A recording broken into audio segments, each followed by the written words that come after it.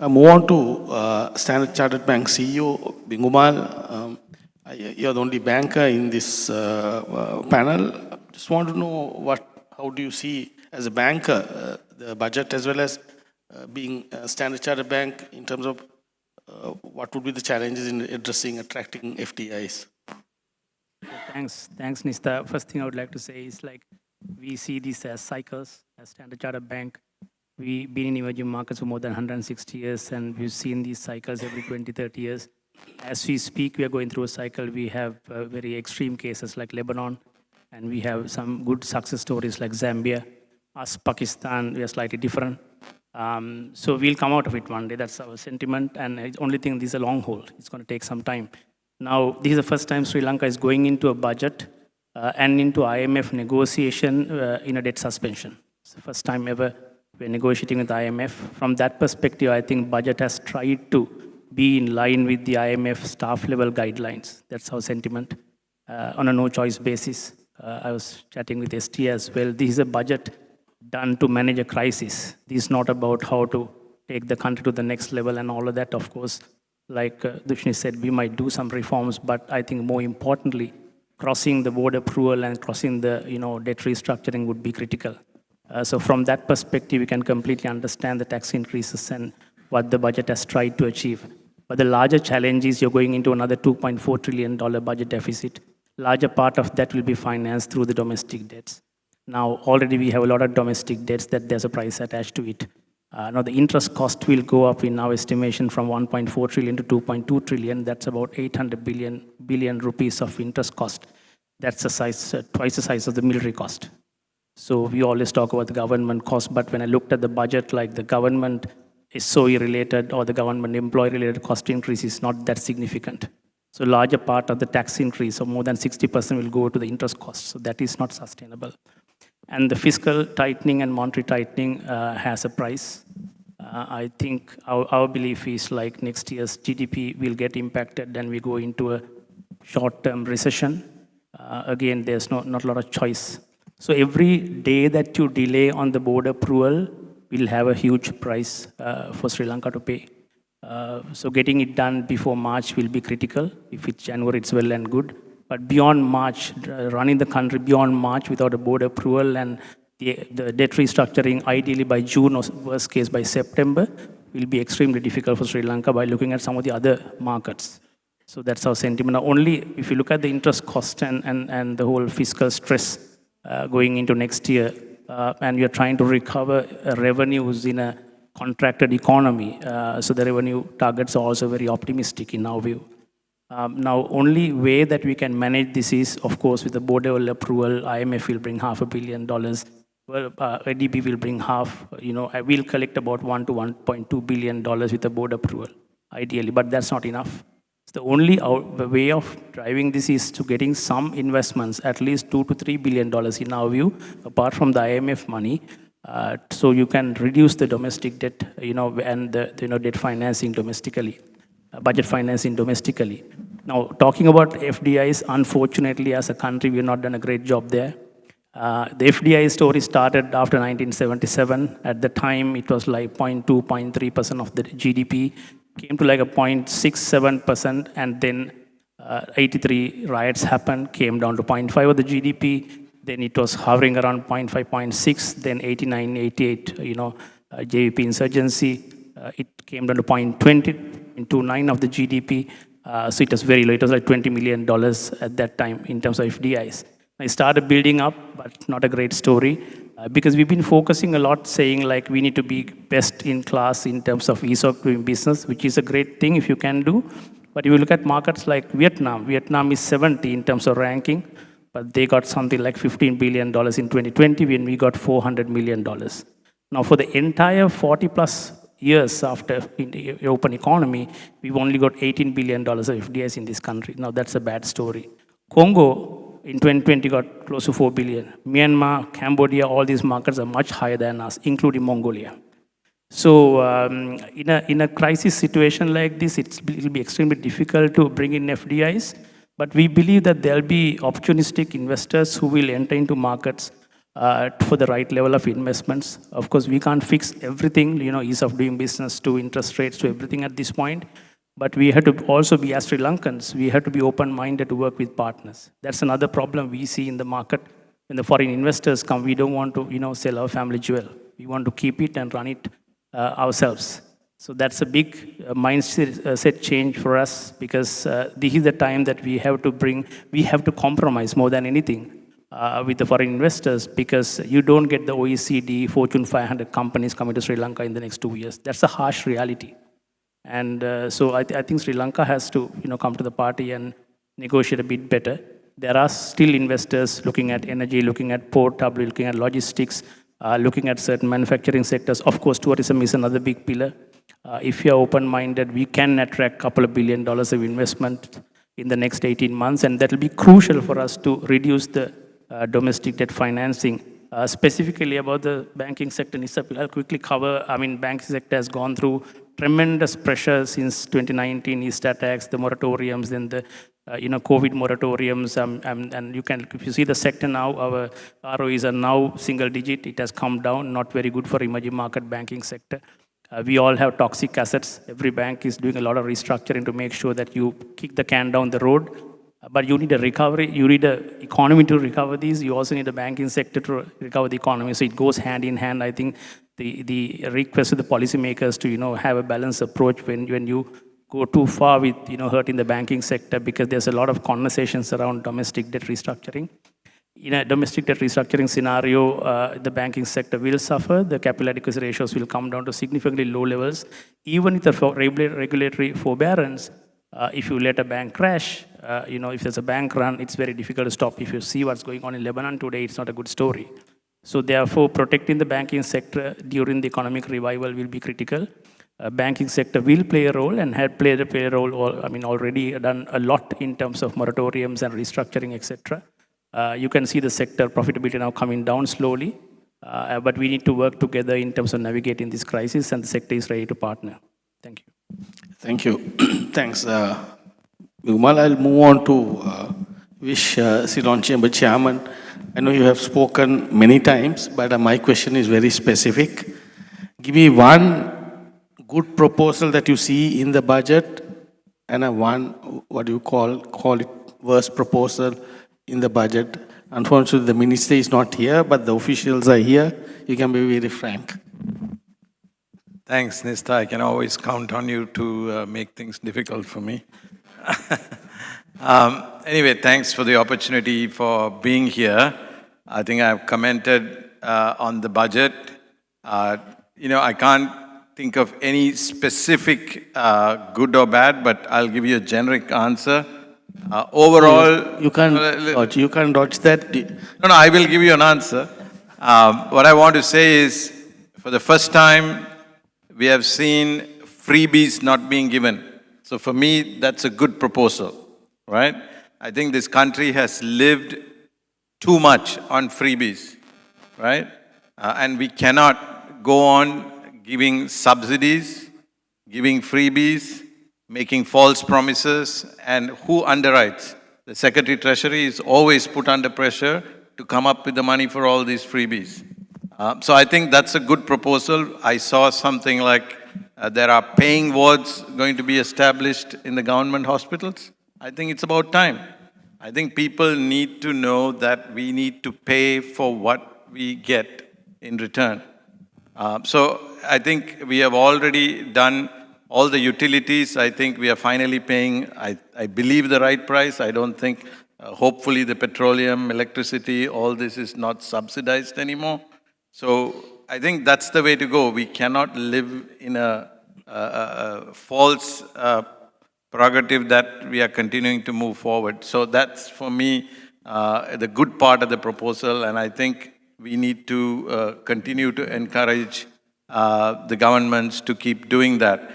At the same time, I think both ADB and the World Bank chiefs spoke about looking after the vulnerables. Yes, it's very important, but we also as a society need to keep moving up those vulnerables and reduce the numbers. And I think we need to know what to do about that. Otherwise, we keep saying 40% of our population is vulnerable. when are we going to reduce that number?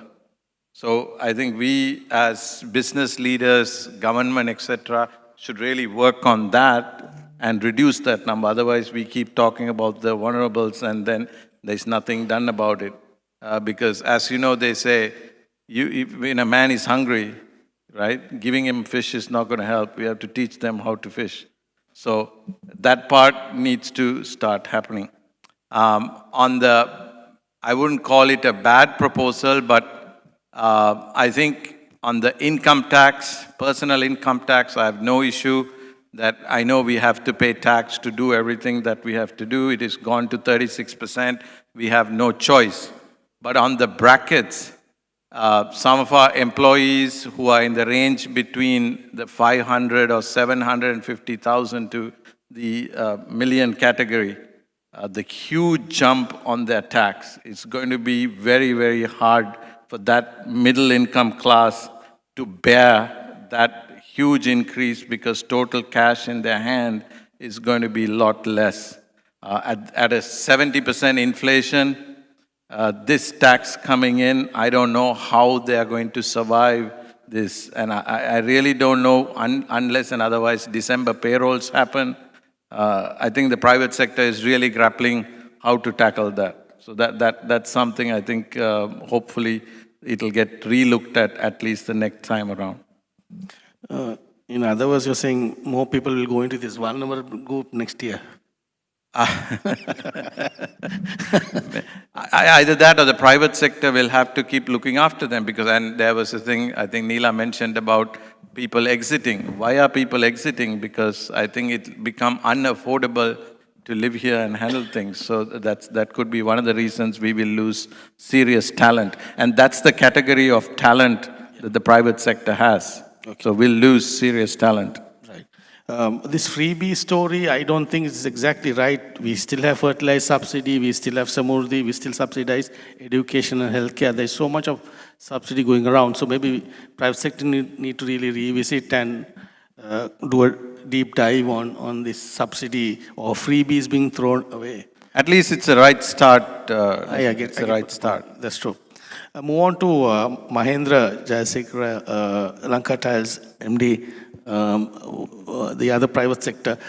Give me a perspective from the manufacturing side, your take on the budget. Yeah, Mr. From the manufacturing side, if I were to speak about the budget, our stance, actually my stance is very neutral. Why I am saying that is, I haven't seen in this budget any proposal that we haven't seen in the last 30 years. Right? So every time when we saw these proposals, we said they were very progressive, very development-oriented, visionary, and all those words you used. But today we are discussing here, where is the progress, where is the development, where is the vision? So that way, I don't want to be pessimistic, but I have always been cautiously optimistic. Because the same lawmakers who presented last 30 years' budgets have presented another one. And they will be tasked with the implementation. Same people will be tasked with the implementation of this. So we have to see how this is going to be implemented. Actually, Nista, I would like to put it this way. Budget, in my opinion, is the most important policy tool the government has in directing the economy. The most important, right? And in the last, say, at least, no point talking about 30 years, but since 2009, since the end of the war, we have not used this tool to manage the economy well. And that we have to admit. And if you see what has happened, right? Policy inconsistency, right, is a major problem we see in this budget too, right? Actually, that way, the budget is very consistent because there is a lot of inconsistency. I'll give you one example. Actually, as a managing director, when I write my managing director's review every year, I go through my managing director's review last year to see what I'm saying today is consistent with what I told yesterday. And if it is inconsistent, then I will say why it is inconsistent. But now say, for example, last year, companies obtained listings on the stock exchange to take advantage of this government proposal to offer 50% rebate on taxation. Last year they obtained listing, expecting the rebate. This year that rebate is gone. So how do you expect the industry to grow? Now, in the last 15 years, if we see the policy initiatives that we said good, right, haven't worked because those policy initiatives haven't created a conducive environment for growth of private enterprise. That is why we are talking about companies moving out. Actually, companies moving out, actually, it's not, for industry, it is not a question of tax rate, whether it's going to be 15% or 20% or 25% or 30%. The industry should be able to make money. Even if you say, okay, don't pay any tax, still certain industries will move out of Sri Lanka. Because it is not easy to do business in Sri Lanka. I'll give you one simple example. Actually, you look at these digital freelancers. Actually, I have been working with digital freelancers a lot through another association I'm working with. I have taken them to government institutions to discuss their problems. There are 150,000 digital freelancers in the country. There are some digital freelancers who make as much as $100,000 a month. Right? When I took them to certain government institutions, some government institutions are not even aware that there is a sector like this. They don't pay any taxes. They keep all their money in that virtual bank called Pioneer. Money doesn't come. We don't collect any taxes. But now I know that most of these young people are moving out to Dubai. So I asked them why. Because they say there is no policy framework for them to grow their businesses. So we haven't, even if it is at 0%, people will still move out of Sri Lanka, right? Unless the government seriously shows policy consistency and adequate flexibility and sensitivity to industries, that they will be given an opportunity to make money. Because if you make money, people will pay. Now, say for example, you all are in the private sector. How many of you go and build buildings or hospitals, buildings or schools? How many of you give medicine? How many of you give books and other things to children? That is what the government should be doing, but you go and do. Because if you make money, you will always give. But you should be able to make money. You should be allowed to make money. Because when you say rich, when the industry is rich, Nista, rich is not what you have, in my opinion. Rich means what you can afford to give. So if you can allow people to make money, more and more money, they'll pay more and more taxes. That is what I think. So from that point of view, I think the budget has, in a certain way, failed to allocate, give direction in terms of resource allocation. Because if my company is doing well, I don't need to really look at restructuring and resource allocation.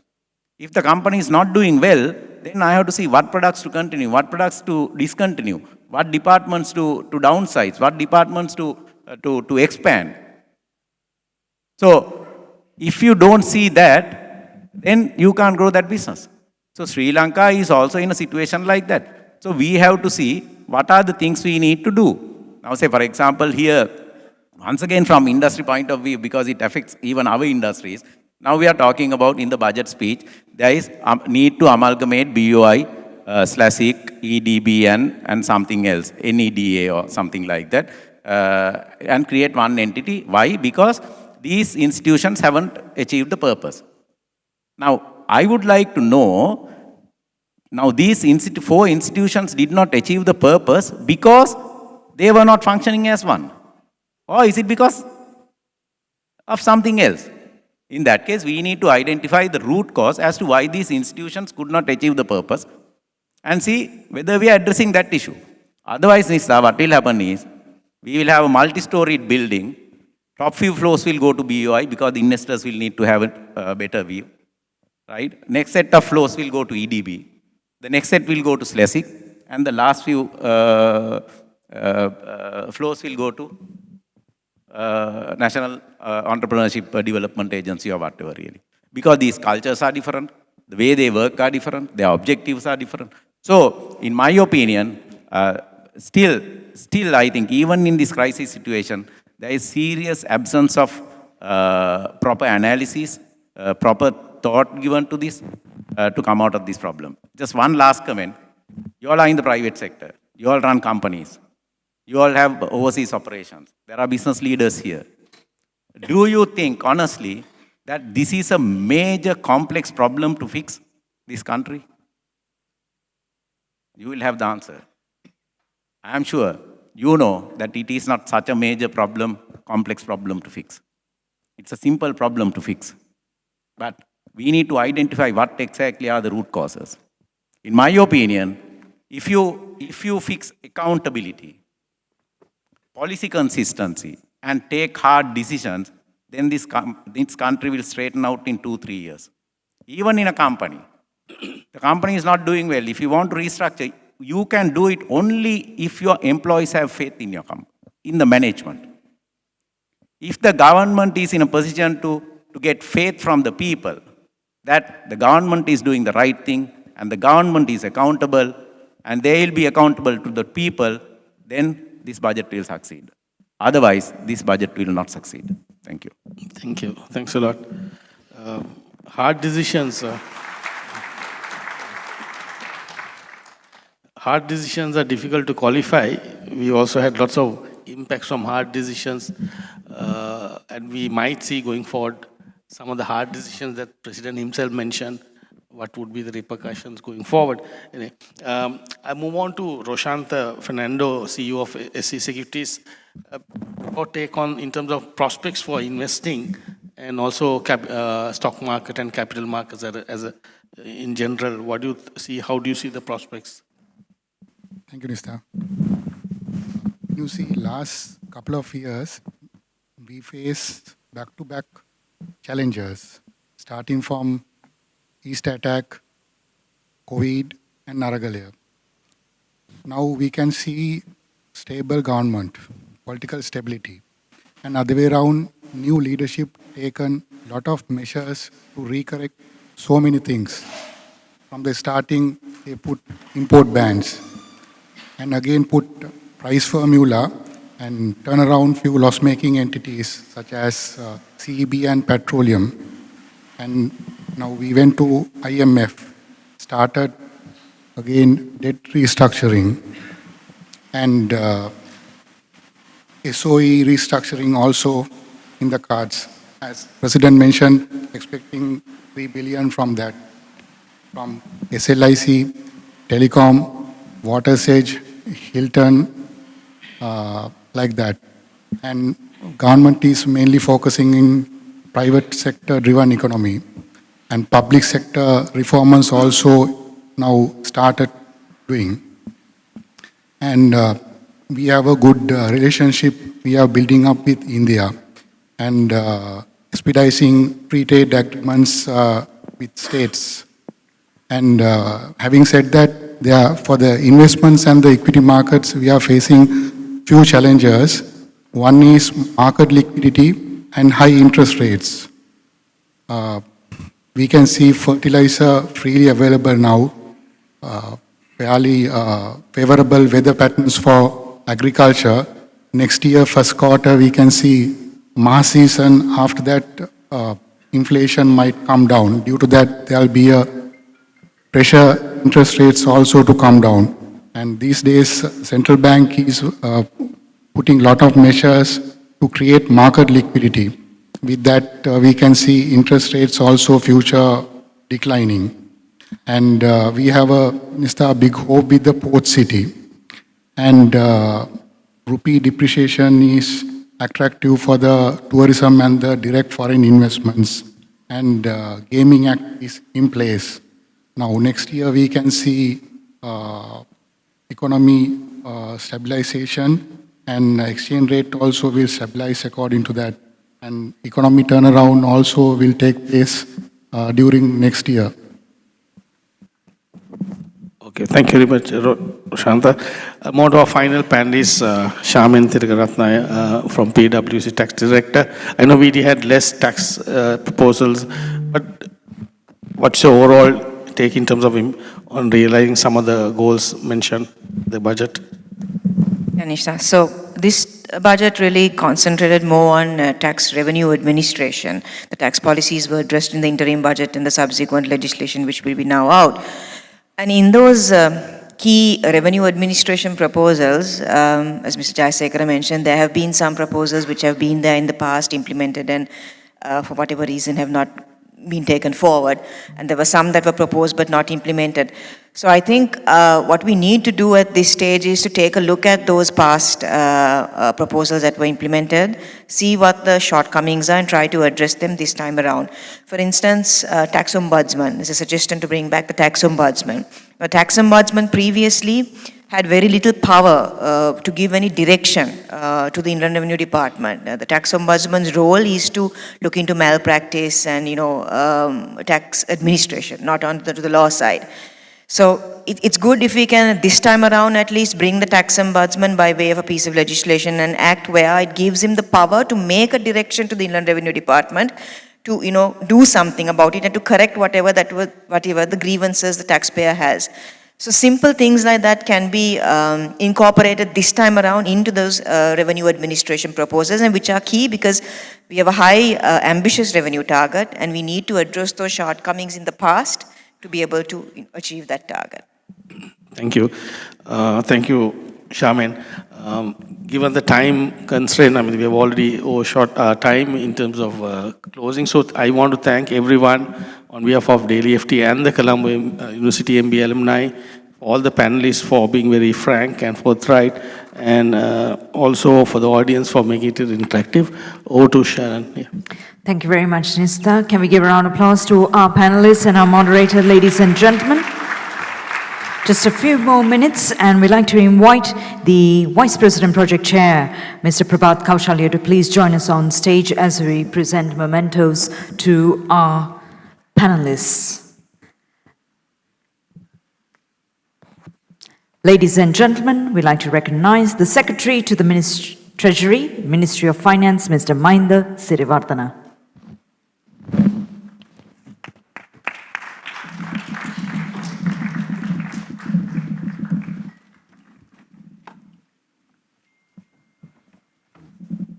Governor of the Central Bank of Sri Lanka, Dr. Nandalal Veerasinghe.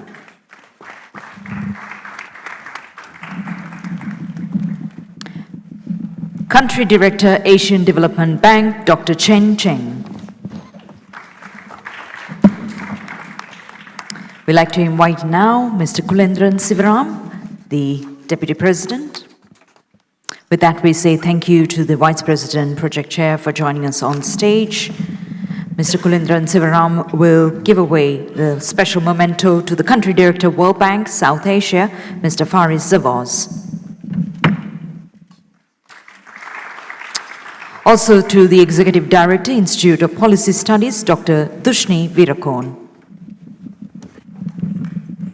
Your applause, ladies and gentlemen. Next, we'd like to invite to the stage the Secretary, Mr. Suraj Radampola. Mementos presented to the Chief Executive Officer of Standard Chartered Bank, Mr. Bingubal Devatantri. Chairman of the Ceylon Chamber of Commerce, Mr. Vish Govindasamy.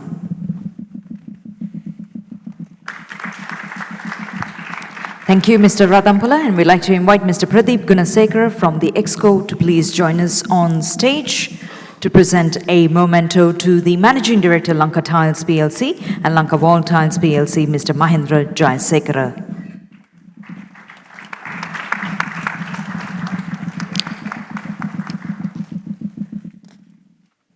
And also a memento to the Partner Head of Tax of PwC Sri Lanka, Ms. Shamin Tilakaratna.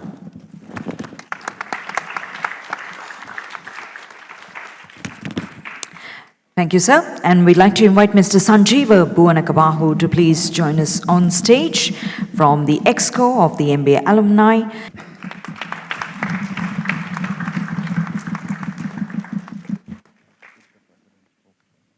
Thank you very much, Nista, for being the key pillar of guiding everyone here. And ladies and gentlemen, we'd like to invite you to please resume to your seats.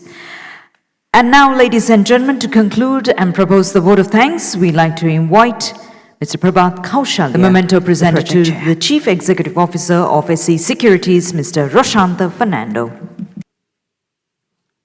Good afternoon, everyone. Honorable Ranil Wickremesinghe, the President of Sri Lanka, Mr. Chandima Samarasinghe, the President of MBA Alumni Association, distinguished panelists, Vice Chancellor of the University of Colombo, the Registrar of the University of Colombo, our invitees, fellow participants, member of our MBA Alumni Association, ladies and gentlemen. As the chairman of the post-budget forum of the MBA Alumni Association, together with our partner DLFT, it is my privilege and duty to propose a vote of thanks on this post-budget forum. We extend our very special word of thanks to the Honorable President of Sri Lanka for accepting our invitation for the post-budget forum. Also, we extend our special word of thanks to the Secretary of the Treasury and the Governor of the Central Bank for accepting and participating for the forum today. On behalf of the MBA Alumni Association, University of Colombo, together with our partner DLFT, I would like to extend my heartfelt gratitude to all speakers and panelists for your presence and sharing your opinions today. I must say that every one of you were very kindly agreed to participate, and there was no any hesitation in your reply. For this, MBA Alumni Association thanks you. We also say that should another opportunity arrive, that you will consider our association very positively.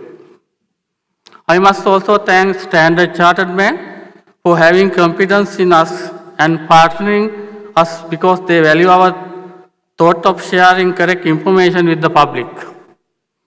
We also thank our partners, PwC, who gave us a technical support, SC Securities and Ogilvy, who gave us an innovative visual image.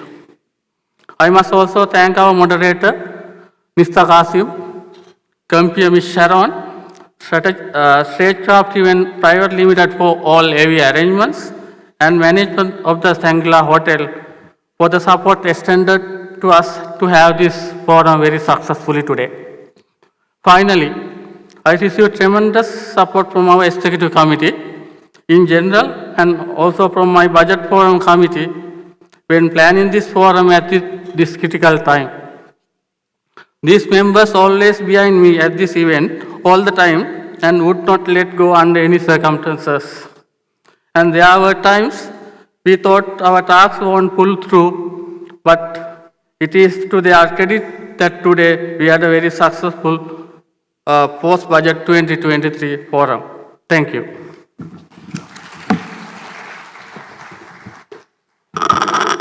Thank you very much to Mr. Prabhat Kaushal, the project chair. With that, ladies and gentlemen, we conclude the Post-Budget Forum 2023. If you're still not a member who is a part of the MBA Alumni, we invite you to please join in. Thank you for your participation. Please use Google Maps to avoid the traffic that's happening around Colombo today. Have yourself a wonderful Friday. Thank you.